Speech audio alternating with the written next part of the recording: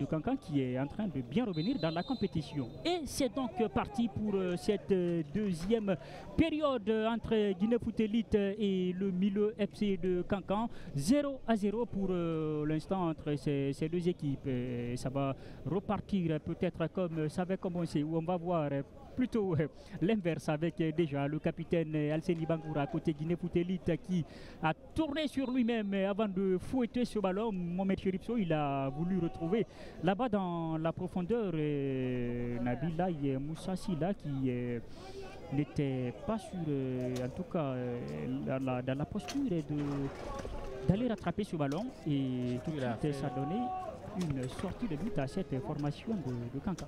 Et surtout une sortie de but, et il a été fautif sur aussi Bourlaye Kamara qui se plaint. On voit encore, il a eu du mal à se relever après ce coup reçu par ce capitaine du Milo FC de Cancan. On voit une équipe de Guinée Foot Elite qui démarre en toute pompe cette seconde période et qui veut tout de suite aller faire du mal.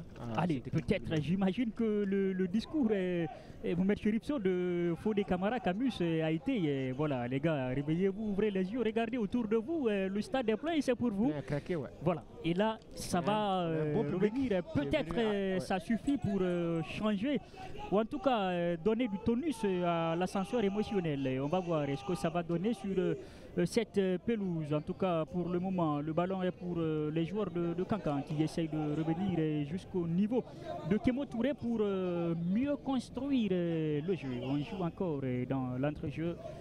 Ça va être un dégagement de la défense de cette équipe de Guinée Foot Elite. On fait pareil côté Milo de Cancan. Allez, pour le moment c'est la bataille aérienne qui peine à être gagnée par une partie. La faute a marché sans le vouloir et sur la cheville de son vis-à-vis. Voilà ce garçon porteur 19 Alassane Souma qui dit à Moussa Leno qu'il n'a rien fait. Et c'est Bourlaye Kamara qui est encore victime de faute. Vous le savez, on met Cheripso, ça va quand même, ça relève de l'intelligence voilà, d'un défenseur de vouloir en tout cas très souvent piéger les joueurs offensifs, les attaquants disons, les pousser souvent à la faute, position avancée. Alors que le Milo avait réussi pour une fois à trouver la faille dans cette défense-là. C'est encore Souleymane Diaby qui est hors-jeu, signalé hors-jeu. Attention, il faut quand même veiller sur lui, ça commence à faire trop. Et surtout, il a du mal à se replacer, à suivre la ligne défensive installée par Guinée Foot Elite.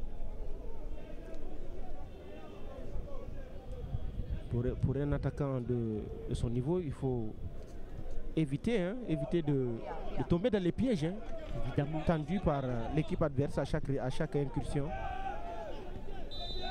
La faute, ça va être un très très beau coup franc à négocier pour cette équipe de Cancan. Là on l'a vu dans son registre, Souleymane Diaby, c'est quelqu'un de très puissant. Et il a utilisé son corps pour allez, c'est là la faute, pour gagner du temps sur le défenseur qui l'a poussé pour revenir. Et c'est une faute pour un coup franc très bien placé. Très bien placé pour Aboubacar Bachir Bangoura. Même si Bachir, c'est pas l'un des meilleurs dans ce registre-là. Allez.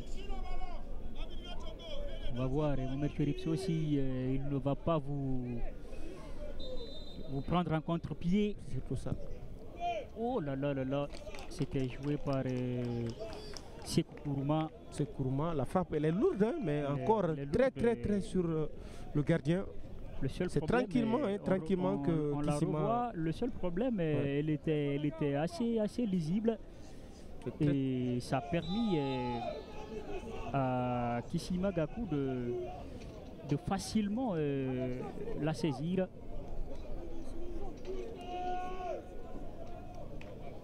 Allez, c'est maintenant Guinée Foot Elite qui va obtenir un coup de pied arrêté pour s'approcher des buts de Kémo Touré.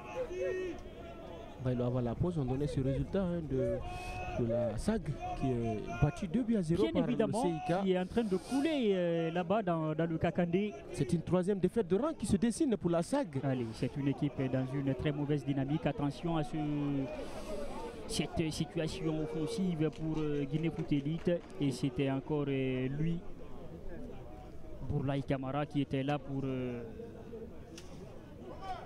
Pourtant, les coéquipiers de Mohamed Madani Diarra nous avaient habitués à un début de saison.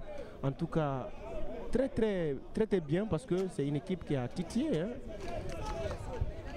Le club en tête oui, du championnat. Elle a eu énormément... Elle a eu son moment de gloire, on peut le dire comme ça. Beaucoup de bonnes situations, de bonnes prestations contre des adversaires et pas des moindres. Maintenant, mais depuis quelques journées, on a comme l'impression que c'est une équipe qui est en train de retomber dans ses travers. Après, moi, je peux comprendre. Vous savez, il faut aussi noter l'absence de l'entraîneur principal, Amadou Kain Kamara, qui est le sélectionneur de l'équipe féminine U17. Ça pèse, forcément. Et qui a qualifié cette équipe hier. On va suivre cette situation. Mohamed Chérifso, ce sera une sortie de but.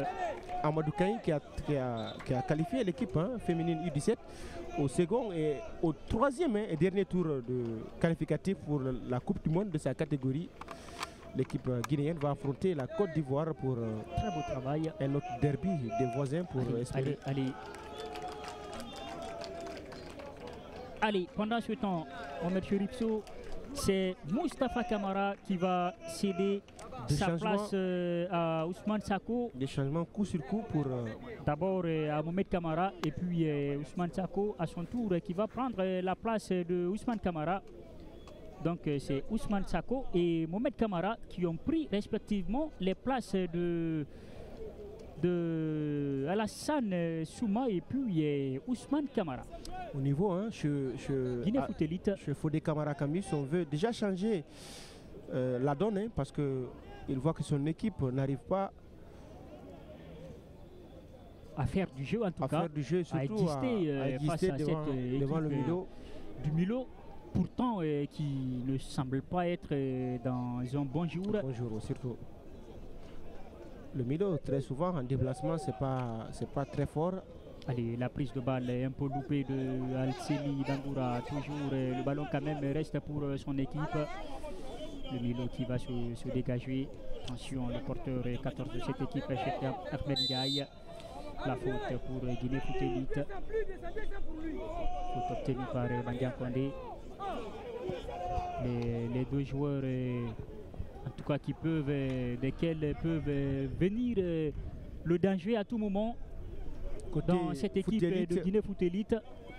Alceni Bangoura, capitaine, numéro 10, et puis Mandian Kondé. Allez, peut-être de Cheikh Ahmed Sako pour écarter le danger. C'est pas terminé. Aboubakar Souma Avini qui commence à se réveiller sur le côté là-bas. Il ne passera pas cette fois-ci. La situation, encore lui, Bourlaï Camara, toujours là pour écarter le danger. C'est pas pour rien, il est le patron de cette équipe et de cette défense. Absolument. À chaque intervention, il joue bien ce rôle. Il est surtout propre dans ses interventions. Ouais. Vous l'avez vu tout à l'heure et à la pause. Tout de suite, dès le coup de sifflet de Moussa Leno, il a regroupé ses coéquipiers qui ont formé en arc pour écouter son discours. C'est l'un des hommes forts qui a permis au milieu d'être sacré champion la saison dernière. Du rôle, en tout cas du leadership de ce garçon. Attention, cette talonnade qui ne trouvera pas de preneur côté Guinée Foot Elite. Guinée Foot Elite.